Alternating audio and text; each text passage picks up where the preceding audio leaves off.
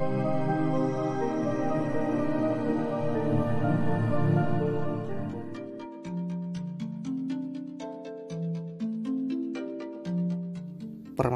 energi di Indonesia cukup kompleks. Salah satunya yaitu PLTU yang banyak sehingga tingginya polusi menyebabkan permasalahan sosial dan lingkungan menjadi lebih serius. Bukan hanya itu, permasalahan persampahan di Indonesia cukup memprihatinkan, mulai dari volume yang cukup meningkat, lahan yang terbatas yang menyebabkan efek domino berupa timbulnya polusi dan penyakit di masyarakat luas. Listriknya yang mau kita selesaikan urusan sampahnya. Oleh karena itu, kami memberikan solusi dari dua permasalahan tersebut adalah PLTSA atau Pembangkit Listrik Tenaga Sampah untuk Indonesia, di mana potensi energi tersebut masih sangat banyak. Apa sih yang menjadi latar belakang inovasi tersebut? Yang pertama, kondisi makro energi dan ekonomi Indonesia di mana pemerintah ingin menurunkan efek gas rumah kaca dan menurunkan volume sampah di Indonesia. Dan untuk UT sendiri, di mana inisiatif energi terbarukan sebagai diversifikasi bisnis model ke depan sehingga mendapatkan potensi recurring income dan nantinya menjadi national energy company.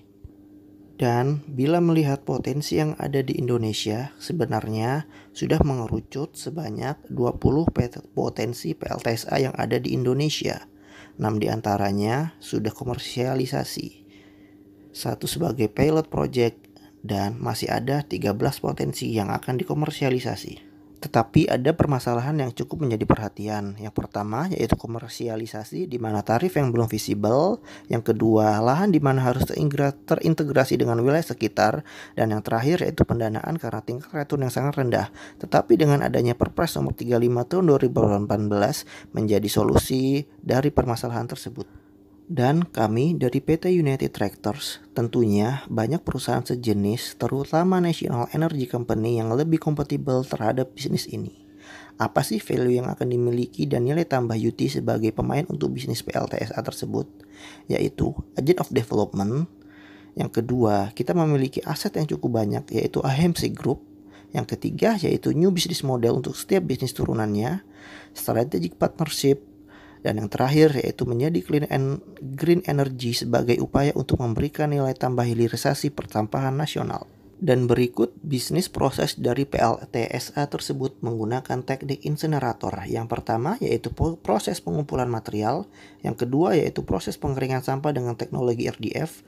Yang ketiga yaitu proses pembakaran sampah dengan pemicu fuel atau gas.